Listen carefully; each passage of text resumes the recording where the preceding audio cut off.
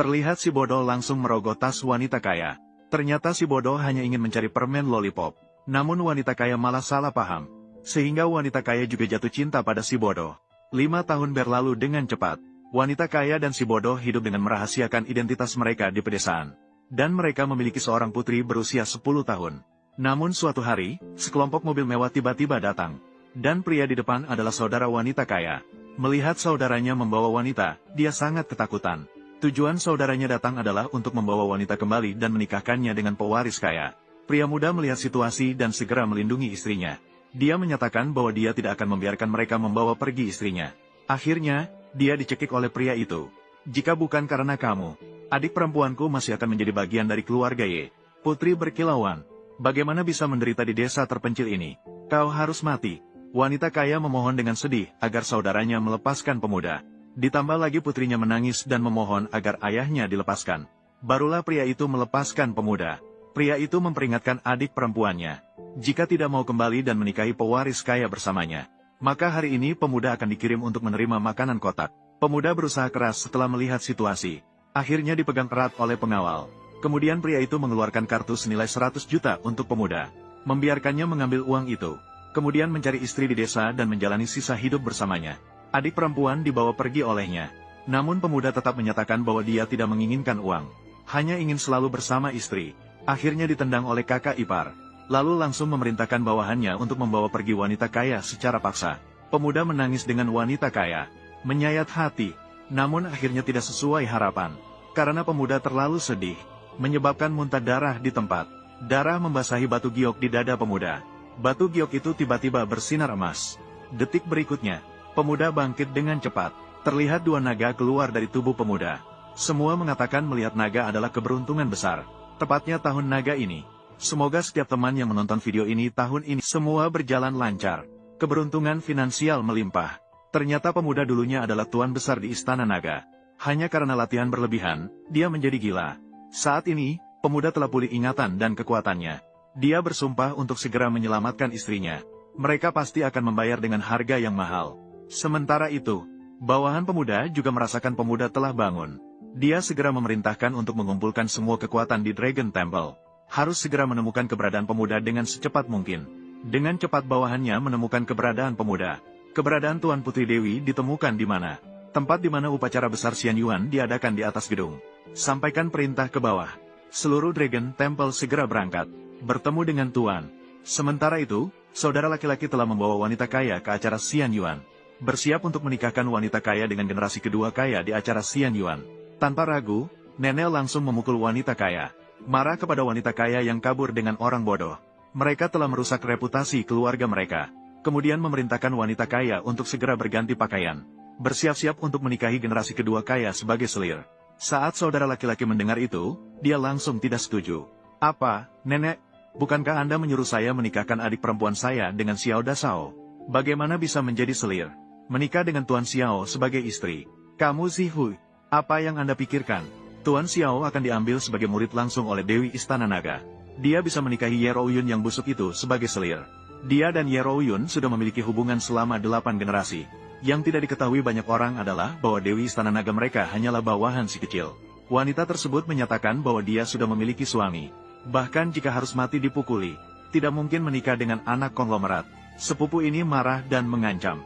Jika begitu, maka, mari kita habisi si kecil terlebih dahulu. Namun pada saat itu, suara menusuk telinga terdengar. Ternyata si kecil sudah tiba. Si kecil mengatakan bahwa siapapun yang berani menikahkan istrinya dengan anak konglomerat, maka, mari kita mulai dengan siapa. Berani memaksa istriku menjadi selir orang lain. Keluarga Y, kalian sungguh berani. Ada perubahan besar di langit dan bumi. Tuannya marah. Pasti akan ada peristiwa besar yang terjadi. Kita harus segera bertemu dengan Tuan. Ya. Ibu, Ren, apakah kamu baik-baik saja? Baik-baik saja. Lin Xuan, kamu benar-benar datang. Rouyun, kamu adalah istri saya Lin Xuan. Saya bilang akan menjemputmu pulang. Tetapi mereka orang-orang ini. Saya. Benar-benar menarik.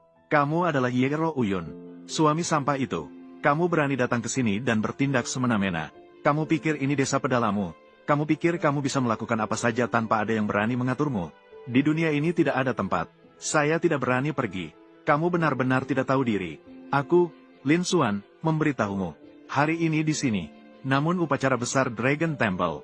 Semua kaya dan berpengaruh di seluruh negara Daxia. Datang semua untuk mengagumi.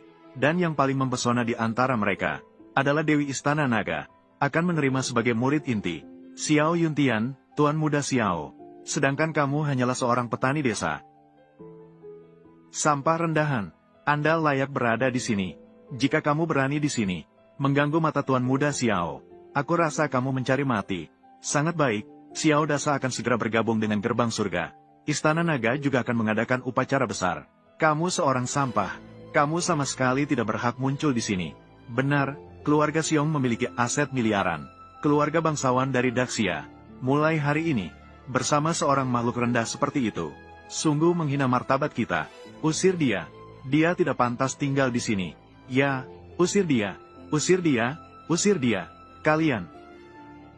Lin Xuan, kau benar-benar berani datang ke sini. Benar-benar di luar dugaan nenekku. Karena cucuku, saya memberi satu nasihat kepada Anda. Segera bawa anak terkutuk ini pergi. Pergi dari sini sekarang juga. Kalau tidak, Xiao Dasa akan datang. Nyawamu dalam bahaya. Nenek Ye, jangan terlalu cepat bicara. Kau pikir aku kalah darinya, karena kau tidak tahu identitasku.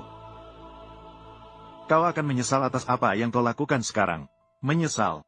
Menyesal apa sih? Orang seperti kau juga tidak tahu diri. Seberapa berani dirimu? Aku lupa dengan orang seperti kamu. Kamu sama sekali tidak tahu apa itu. Akar spiritualnya luar biasa. Hari ini, apakah kamu melihatnya? Dia akan menjadi seorang dewa di masa depan. Kamu, apa sebenarnya yang kamu anggap dirimu ini? Takdir surgawi dan akar spiritual. Kamu yakin ingin membicarakan takdir surgawi dan akar spiritual dengan saya? Dalam jarak 10 meter, aku lupa dengan orang seperti kamu. Kamu sama sekali tidak tahu apa itu. Tuan Muda Xiao memiliki takdir surgawi.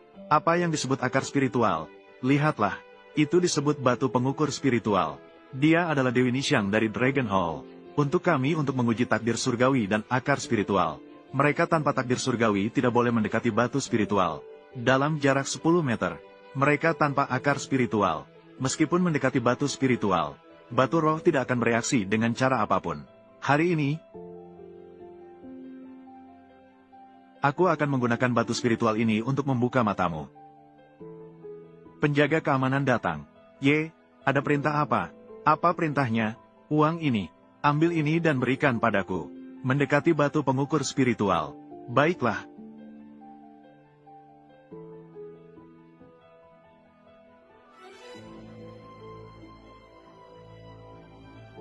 Apakah Anda melihat?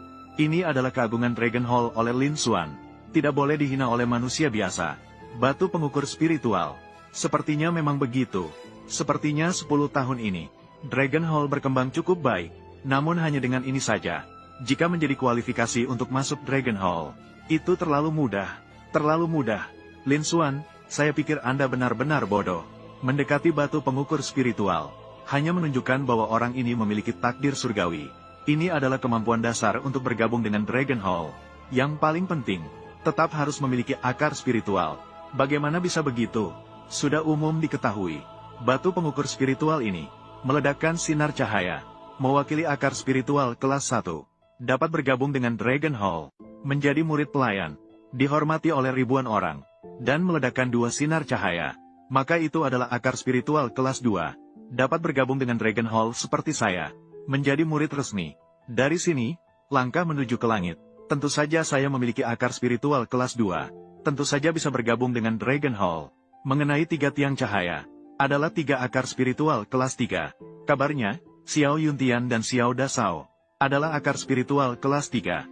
Hari ini bahkan diambil sebagai murid langsung oleh Dewi Nixiang. Diterima sebagai murid langsung. Mulai dari sekarang, mungkin akan berdiri di puncak dunia ini. Puncak tertinggi. Oh, begitu hebat. Lalu, apa selanjutnya? 4 tiang cahaya adalah akar spiritual kelas 4. Hanya 1 orang dalam 100 tahun. Itu adalah Dewi Nixiang. Ini menandakan memasuki gerbang surga. Melampaui manusia biasa, mencapai kesucian. Lalu, apa selanjutnya? Lin Xuan ini terus naik. Kamu bukan tipe orang seperti kamu, yang berhak bertanya. Bahkan akar spiritual kelas lebih tinggi, mungkin hanya dimiliki oleh Dewa Naga Agung yang tak tertandingi. Orang-orang rendahan sepertimu tidak akan pernah bertemu seumur hidup. Jadi begitu.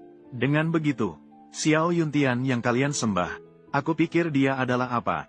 Barang sampah kelas 3. Hanya sampah dengan akar spiritual kelas 3. Saat murid pintu dalam hanya bisa secara terpaksa. Tapi untuk murid garis keturunan langsung, tidak sama sekali layak. Nixiang, apa yang dia lakukan? Semua sampah semacam itu berani diterima sebagai garis keturunan langsung. Lin Xuan, kamu benar-benar berani sekali. Tidak menghormati Dewi Nixiang dari Istana Naga. Kamu benar-benar tidak takut mati. Di dalam Istana Naga ini, posisi Dewi Nixiang hanya di bawah pemimpin Istana Naga.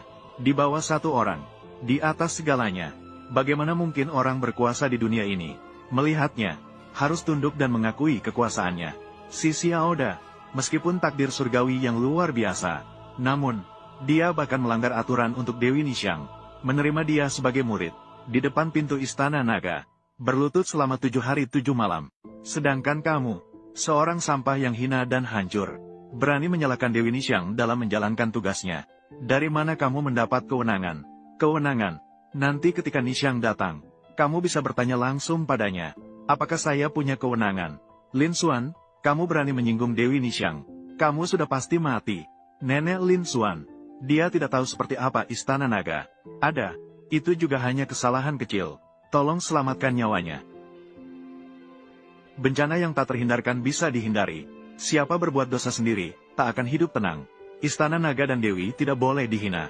Kamu berani menghina Istana Naga, menghina Dewi. Kamu mencari masalah sendiri, tidak bisa menyalahkan orang lain. Bawa Lin Xuan ke sini. Bu, aku tidak ingin ayah mati. Jangan takut, sayang. Nenek Ye, aku hanya mengatakan kenyataan. Apakah perlu repot-repot seperti ini? Bakat spiritual 3 tingkat Xiao Yuntian. Bagi saya, itu tidak berarti apa-apa. Kamu, Lin Xuan, kamu sangat berani. Kamu bahkan tidak menghiraukan bakat spiritual 3 tingkat. Aku jadi penasaran. Berapa tingkat bakat spiritualmu? Dia bahkan tidak punya bakat spiritual. Begitu dia menyentuh batu uji bakat spiritual, pasti akan hancur berkeping-keping. Dia bahkan tidak tahu bagaimana mati.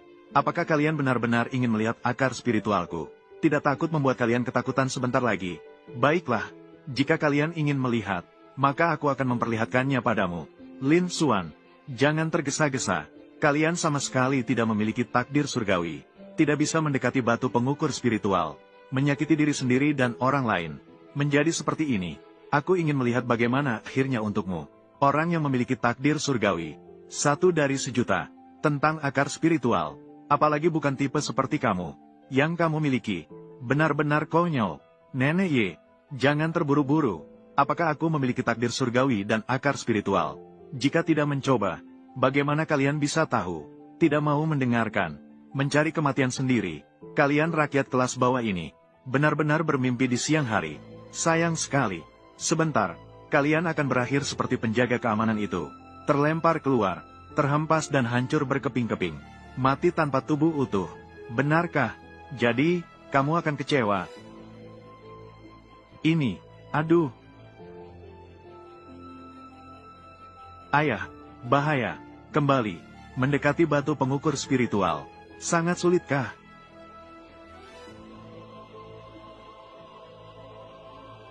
Bagaimana dia bisa selamat? Masuk ke dalam batas perlindungan. Ini tidak mungkin. Batas perlindungan yang menguji batu roh ini. Hanya orang yang memiliki takdir surgawi yang boleh masuk.